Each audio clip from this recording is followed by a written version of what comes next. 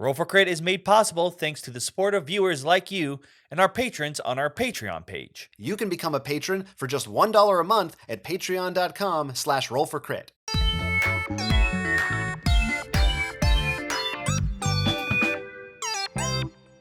Today on Roll for Crit, we're taking a look at Blinks, a new game system that is trying to bring a variety of games to your tabletop, but with a bit of a high-tech twist. Blinks you can buy in a core set or in one of their expansion packs. Each one will include 6 different blinks, which are the names of their game pieces, and each one of those blinks has its own unique game imprinted into it. So the way it works is you will press down on one of your blinks for just about a second and a half, and it will start blinking blue. And then, if you connect that blink to other blinks in a cluster, the original blink will start teaching the other blinks its game, whatever game label is imprinted onto the bottom of it, so you'll know which game you're about to play. The sides of each blink are magnetic so that they easily attach to one another and can be removed just as easily. They're also built so that they can slide around on certain surfaces and be used together or apart depending on what game you're playing. And you can unlearn and relearn different games from different blinks. If you just hold down on a blink, you can reset it completely. And then if it's connected to multiple blinks, that will reset the entire group. So it's pretty easy to get your games refreshed and changed to try something new when you want to. And you don't have to connect them to a computer or anything like that. It is all internal. Everything these blinks need to know is inside of their systems. All you maybe need to worry about is if a battery runs out, you can pop off the back and easily replace that in the future. And once activated, the blinks can display different colors and different patterns. They can have a lot of different uses depending on what the game was designed for. Most games, or at least a lot of them, will work with just 6 blinks, which is what comes in a standard set, while some might need more, maybe 8, maybe even 12, so you will need an expansion set or a second core set in order to play those games. As stated, each set comes with its own unique set of games, so 6 in every pack, and they have a variety of rules. For example, some of them could be cooperative, like this Wham, which is pretty much a whack-a-mole. There are ones that are competitive, such as Mortals, which has Last Man Standing. And of course, some of them might just be puzzles, such as, well, Puzzle 101. They have a variety of different rule sets that can either fit a number of players, that can actually increase depending on the number of blinks you have. So it's not really nearly as set as some games would be of like 2 to 4 players. It really depends on how many of these little blink cartridges or pieces you have. We've had the chance to play through the core set and the first expansion pack, but there's also going to be a community set as well as the summer 2020 set that should be releasing very soon, if not already, as of this video's release. Yeah, you can check the description below for more links and more information about them. Some of these games are dexterity games. Some of them are, about timing and reacting, while some of them are turn-based and more about strategy. A lot of them are on the more abstract side, which makes sense because there's all kinds of different things you can do with colors and lights in these and the patterns and the way that they blink and everything like that. But obviously there's not...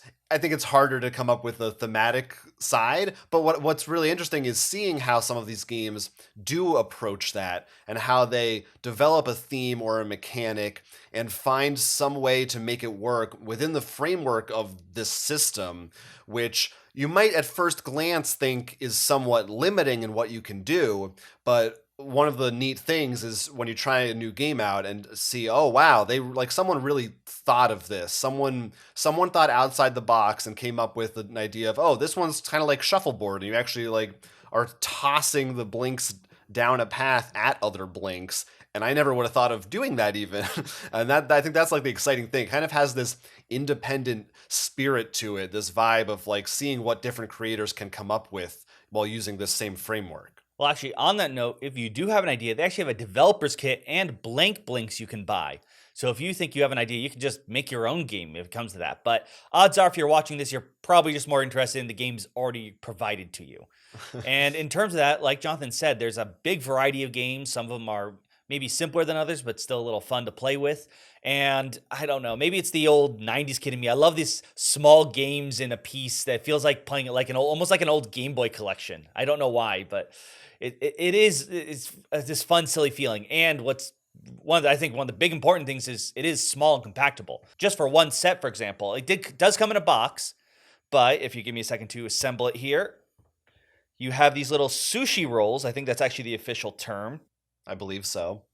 If I can just roll it up, and that's it. Pretty easy to carry with you anywhere. And this is definitely, I think, the kind of game you would take with you in different places. Yeah, you do want to be careful because they are kind of on the expensive side for a game of this type because they've got all that technology in them. I think the core set standard goes for $100 on their website. You know, you may be able to find at different prices depending on where you go or through the Kickstarter perhaps. But and maybe that's kind of a steep asking price, but for what's in there and for what that tech is, you know, obviously there's like just one of these blinks is pretty impressive. And when you get multiple of them together, or even multiple sets, the possibilities really open up. And beyond just the idea of that, you know, of how cool I think the tech is, the games themselves are pretty fun. Now, of course, there's, you know, because there are a bunch of them, there might be hit or miss. You're not going to love all of them, but there weren't any that I ever said like, oh, this is terrible and I don't want to play it again. All of them were at least fun as kind of a, oh, this is like an interesting experiment. Even if maybe it wasn't the best game, at least it's like, oh, this is kind of a toy, has a toy-like quality to it where it's neat to play around with, or even like almost like a Rubik's Cube or that kind of thing. Like Puzzle 101, for instance, generates a random puzzle for you each time where you're trying to match up the different colors on the blinks to the right sides of the blink sets in a certain pattern. And that's just the kind of thing that it would be nice to like have on your desk, and you know, you can kind of look at it in your spare time while you're being distracted from something else you're supposed to be doing, like an office toy almost. I was thinking the Zen Garden one, actually. You know, that one, it's not a game. It's literally just colored patterns you can set, and sort of like, I think you called it a fidget cube. But yeah, I think the idea behind this is just having, what's nice is each piece in essence has its own game. So even if it's a miss, it's still used in the other games. And unfortunately, that's also with the asking price. Some of these work a lot better once you have 12. I think 12 really is the magic number for most of these games, especially if you have more than two people. So it's not buying two core sets, which is something similar to, I think, Netrunner or any of the LCGs in the olden days where you had to buy multiple core sets, and that was sort of annoying just to get a full play set.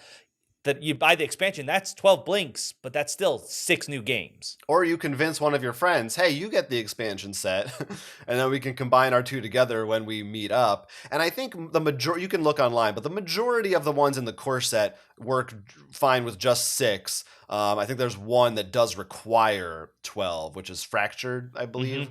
So, you know, your mileage may vary. You have to see which of the games sound more interesting to you. But also, a few of them have just solo player modes. Some of them work well with 1v1. Some of them, you know, more players, up to like 3 or 4 or more maybe. So there's a good variety there depending on what play count you're after. And it almost might be, like, I think to me, it's worth it, even if you're not going to really play these games a ton, just as a thing to show off at a party, like to have on your shelf and be like, oh yeah, check this out. Like, this is really cool. And people can play around with it for a while. And it's not necessarily going to provide you anything like a really hardcore in-depth experience. But which is not to say that none of the games have strategy or depth to them. Just they're more on that lighter kind of abstract side. Crits and misses for blinks. Crits. The blinks themselves look cool and feel cool. It's an impressive display of tech that's fun to play around with. It has a toy-like wonder to it, and it'll definitely attract eyes whether you bring it out at the bar, when you go out, or to parties. There's a great variety of different games of different genres for different player counts that should suit you for at least a few of them, depending on what you're looking for. And it's cool to see how different designers came up with different ideas while using the same game system. With each set coming with multiple games, as your collection grows, you'll have a larger variety of different games and genres to play with. Misses. The games are abstract, and while they cover a wide variety of genres, be it cooperative, solo, or competitive, for some people it might not be nearly as interesting to play around with these and might just seem like an expensive toy. Most of the games definitely feel more like filler, and if you're looking to really get bang for your buck, you might be better off elsewhere. These are electronic components, so every now and then we had a couple of weird hiccups where we had to reset them all or they weren't syncing right. It's a small thing, but something to keep an eye out for. Like we said, these are on the pricier end of things for what you are getting in terms of purely that game content. So if you're watching this as a hobbyist board game player, who's used to meaty, big experiences, or lighter filler games that are like 15, $20 that you can fit in your pocket, this might seem like a big ask for the price. But if you're okay with that, you can get over that hurdle and you're interested in the tech, I really do think the system as a whole is so innovative and so cool and so fun to play around with. And while maybe you'll get tired of a game here and there, I feel like this is the kind of thing that you could break out every once in a while, introduce it to new people, find something new in some of those games that you didn't think about before. I do think there's enough to latch onto that if you're willing to go in for that price, you'll definitely be rewarded, and I do think it is worth it. I will say this also probably will appeal to anyone who has a bit of a collector side, because it is fun to just get these new sets because each one is a unique game, which means that sort of will bring something to the table. It's not just a repeat. And I think actually, if you have any sort of like programming skills and want to try designing a game, you should look at some of those blank ones in the designing kit. I think that's a really clever way to try to come up with something new that has some interesting restrictions on you. You don't just have the entire world. You have to do, how can I make a game with just these little colors and these little blank pieces? I think it's something to take a look at for that. Yeah, that's what I love about it, really. There's this little handheld video game system, if you remember hearing about this, called the Playdate. I think it actually hasn't come out yet, but it's like a little Game Boy type thing, but actually has a crank on the side of it.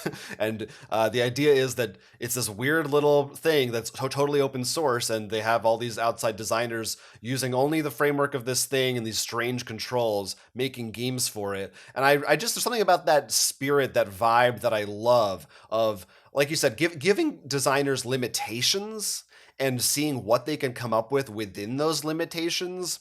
It's very exciting, and it's also like just the right mix of tech and old school game design, where, if you're somebody who, I know a lot of people really hate apps in their games, this is not like that. All the tech is in those components. Everything is on the table, it's being utilized, and you're looking at the table, you're looking at each other the whole time. It does a lot of things right. It's really very, very smart. It's just fun all around. The only caveat is, again, like, if you're not up for spending $100 on something like this right now, I get it. But if you can, then it's really a lot of fun that you're going to have. And the new Kickstarter they're launching at the time of this recording in just a day or two. And I'm sure they might have more in the future, seeing it has been relatively successful so far. And it's just fun to see what new stuff they can come up with. I haven't looked into, what kind of user-created stuff or how much of that is out there from people who just have looked into the developer side of things as consumers. But I'm sure that's an interesting thing to explore as well. You can let us know what your thoughts on this are. If you've actually purchased them already, or if we're on the fence. Do you think that it's a fair asking price for getting a large variety of games, or is that a bit too much, you feel, for you? You can let us know in those comments down below. Yeah, thanks guys for watching. This was our review of Blinks. My name is Jonathan. My name is Will. And this was Roll for Crit. Here's an idea. Support our Patreon or like and subscribe to this channel for more. Fagulu Miktawa audio expansion Wakana Cthulhu awesome.